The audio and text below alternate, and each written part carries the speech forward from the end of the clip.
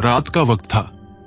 आसमान में बादल घिरे हुए थे और दूर कहीं बिजली चमक रही थी।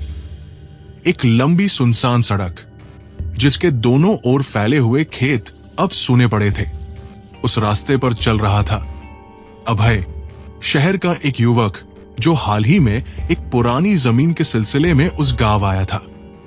वो गांव का नाम था देवलिया। देवलिया गांव, जो करीब 30 साल से लगभग वीरान पड़ा था। वहां कभी दर्जनों परिवार रहते थे, पर अब बस 5-6 बूढ़े लोग बचे थे जो जाने क्यों अब भी वहां रहना चाहते थे। अभय की गाड़ी मिट्टी के रास्ते पर उछलती हुई आगे बढ़ रही थी। गांव तक पहुंचने में उसे लगभग 3 घंटे लग गए। उसके पास मोबाइल नेटवर्क भी नहीं था। चारों ओर सन्नाटा था। हवा में सीलन और मिट्टी की गंध फैली हुई थी। गांव के बाहर एक टूटी फूटी चौपाल के पास उसने गाड़ी रोकी। वहां एक बूढ़ा आदमी बैठा बीड़ी पी रहा था। अभय ने पूछा, बाबा, ये देवलिया गांव का रास्ता यही है ना? बूढ़ा धीमी आवाज में बोला, हाँ बेटा, पर इस वक्त तू गांव जा रहा है, अंधेरा हो गया है, वहां रुकने की जगह नहीं है। अभय ने मुस्कुराते हुए कहा, थोड़ी देर की बात है बाबा, मुझे बस अपनी जमीन देखनी है, सुबह तक निकल जाऊंगा। बूढ़ा कुछ देर तक उसे देखता रहा, फिर बीड़ी बुझाकर बोला, ठीक है जा, पर मंदिर के पीछे वाले घर में मत जाना, वहां लोग अब नहीं रहते। अभय ने बिना ध्यान दिए सिर हिलाया और चल पड़ा। गांव में कदम रखते ही उसे लगा मानो किसी ने उसे देखा हो। हवा ठंडी थी, लेकिन उसके कानों में जैसे कोई फुसफुसाया हो, यहां कोई नहीं आता अब। वो ठिठक गया, चारों ओर देखा, कोई नहीं था। गांव की गलियां टेढ़ी मेढ़ी और कच्ची थी। टूटी हुई दीवारें, गिरे हुए छप्पर, सूखे कुएं, हर चीज जैसे मौत की खामोशी में डूबी थी।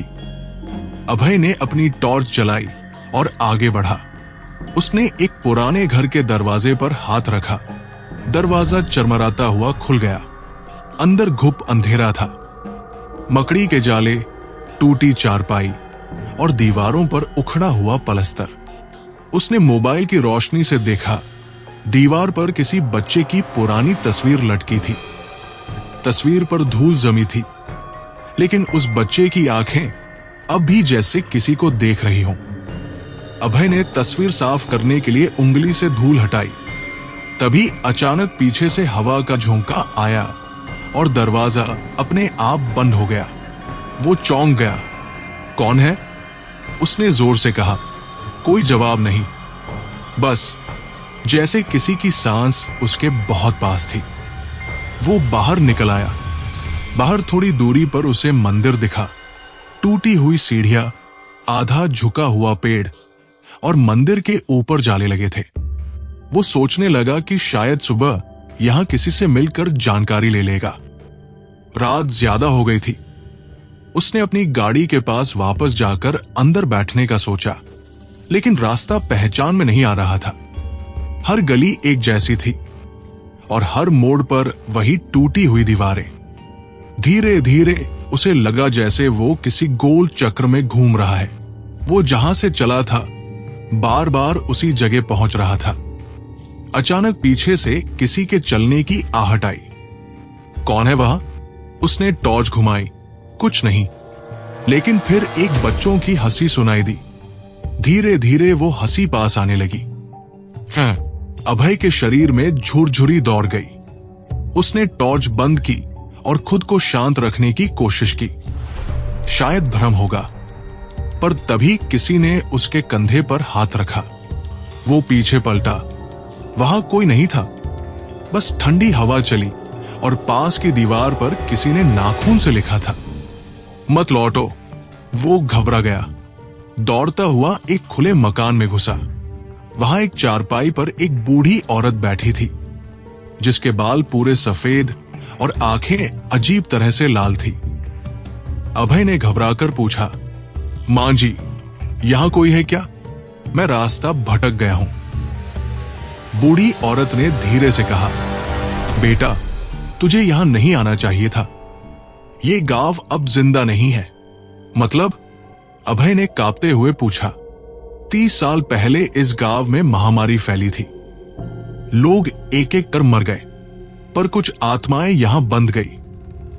जो भी रात के बाद इस गांव में रुकता है वो कभी नहीं निकल पाता। अभय का गला सूख गया। लेकिन आप तो यही रह रही है। वो मुस्कुराई। मैं भी अब इंसान नहीं हूं। उसकी हंसी धीरे धीरे चीख में बदल गई। चेहरा काला पड़ गया, आंखें पूरी सफेद। अभय पीछे हटने लगा, लेकिन पीछे का दरवाजा अपने आप बंद हो गया। वो दरवाजे को धक्का देता रहा, पर खुला नहीं। तभी उसे लगा जैसे कोई चीज उसके पैरों को पकड़ रही हो। उसने नीचे देखा। फर्श से 2 काले हाथ निकलकर उसकी टांगों को कसकर पकड़ चुके थे। वो चीख पड़ा, बचाओ। वो पूरा जोर लगाकर खुद को छुड़ाने की कोशिश करने लगा। जैसे ही उसने पैर छुड़ाया, वो भागा। दरवाजा खुल गया और वो बाहर भागा। सांसें तेज, दिल धड़क रहा था। उसने किसी तरह गाड़ी ढूंढने की कोशिश की, पर गाड़ी वहां नहीं थी। सामने सिर्फ एक टूटी हुई कार खड़ी थी, जिसकी हालत देखकर लग रहा था कि वो सालों से वहीं पड़ी है। उसने नंबर प्लेट देखी, यूपी 34 2759। वो ठिठक गया। यही उसकी गाड़ी का नंबर था। पर कैसे? उसने तो अभी अभी पार की थी। वो डर के मारे कांपने लगा। तभी पीछे से आवाज आई, अब तो तू भी यही रहेगा। वो पलटा। वो बूढ़ी औरत वही खड़ी थी। पीछे सैकड़ों परछाइयां थी। आदमी, औरतें, बच्चे, सब सफेद कपड़ों में, आंखें बिना पुतलियों के, चेहरे सड़े हुए। वो सब एक साथ उसकी ओर बढ़ने लगे।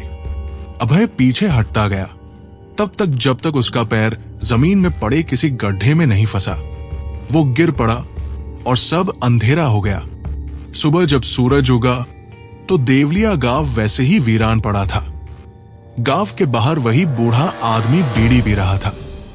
उसने देखा कि एक नई कार गांव के अंदर खड़ी है। वही नंबर, वही मॉडल। वो बड़बड़ाया, एक और फंस गया, और फिर धीरे से मुस्कुराकर बोला, इस गांव से कोई लौट कर नहीं जाता। अगर इस कहानी ने आपके रोंगटे खड़े कर दिए हो, अगर देवलिया गांव की सन्नाटी रात ने आपको भी डरा दिया हो, तो इस वीडियो को लाइक करें और अपने दोस्तों को शेयर करें, ताकि वो भी जान सके उस गांव की सच्चाई जिसे कोई याद नहीं करता। और हां, अगर आप ऐसे ही डरावने और रहस्यमयी किस्से हर हफ्ते सुनना चाहते हैं, तो अभी सब्सक्राइब करें हमारे चैनल को, क्योंकि अगली कहानी शायद आपके शहर से हो। रात में अकेले मत देखना, क्योंकि देवलिया जैसे गांव कहीं भी हो सकते हैं।